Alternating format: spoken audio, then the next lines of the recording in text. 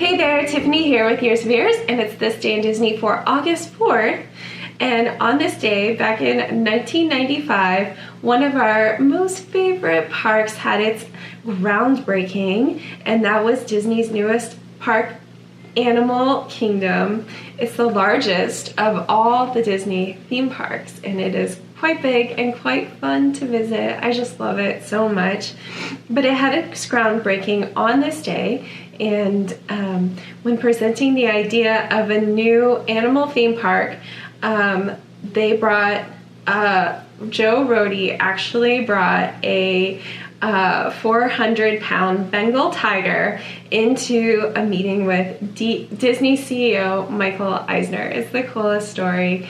And he said, originally slated as Disney's Wild Animal Kingdom, Disney announced plans for the construction of the park in 1995 at an estimated cost of $600 to $800 million. To design the theme park, Disney Imagineers traveled to Africa and Asia to study the landscapes and wildlife. So Joe Rohde was trying to make the point that, because Michael Eisner and some of the others kind of thought, oh, this would be boring to have just another zoo.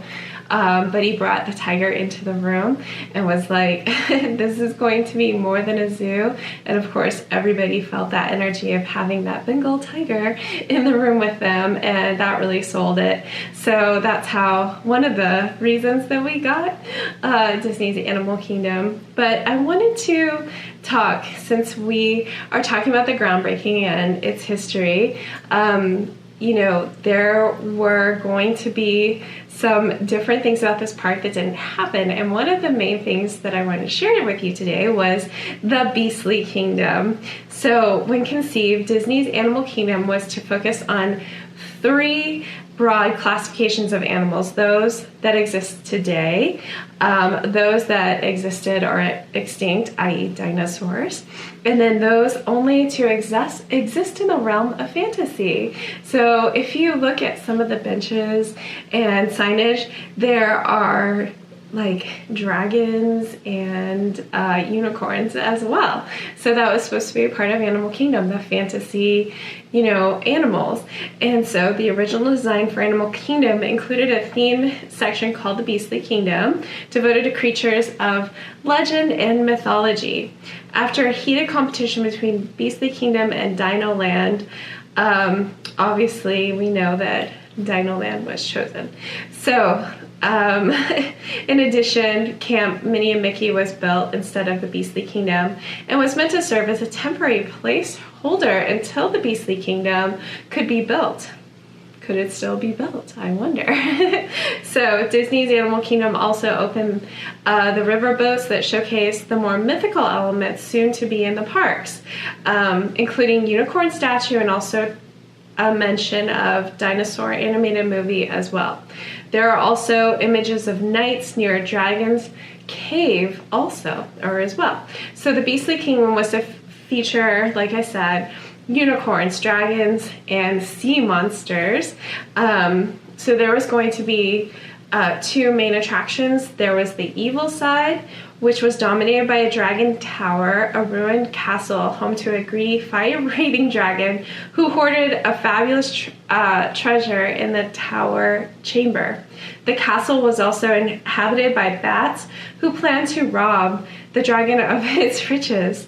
They were to enlist the guests' help in their scheme and whisk them off on a thrilling suspended roller coaster ride through the castle's ruins. The climax of the ride was to encounter the evil dragon himself, resulting in a nearly barbecued train of guests. Whoa. And then the good side was to be home to Quest of the Unicorn, an adventure that would send guests through a maze of medieval mythological creatures to seek a hidden grotto where the unicorn lives. Finally, the Fantasia Gardens attraction was to be a musical boat ride through animal scenes from the 1940 Disney animated film Fantasia. Wow, this would have been so cool. The ride was also to feature both the crocodiles and hippos from the Dance of the ours, and the Pegasus fawns and centaurs from the Pastoral Symphony. So a lot of like classic Silly Symphony and Fantasia all incorporated over at Animal Kingdom. I think that would have been really, really cool. But in 2000, Joe Rohde stated that we had a vision and now it's become a placeholder. We have all kinds of ideas and not all of them will fit with the theme of the Beastly Kingdom. I'm not even convinced there will be a Beastly Kingdom. Oh, well, you never know. Never say never, right? Obviously, I'm a fan of this idea. I'd love to hear what you guys think. I think it's really interesting, the mythical creature idea to Animal Kingdom, but at the same time, you have you know, Pandora and all of that, which is more mythical as well. And so did it truly just replace the whole concept and the space? Yeah, probably. But I am sad that they didn't go with some of these concepts and ideas. I think they were really neat. I'd love to hear what you guys think in the comments. Please tell me if you remember some of the Beastly Kingdom ideas, if you've ever heard of it or noticed a dragon hanging out on some of the signage over at Animal Kingdom. So that's it for this day in Disney. We'll see you guys next time. Bye!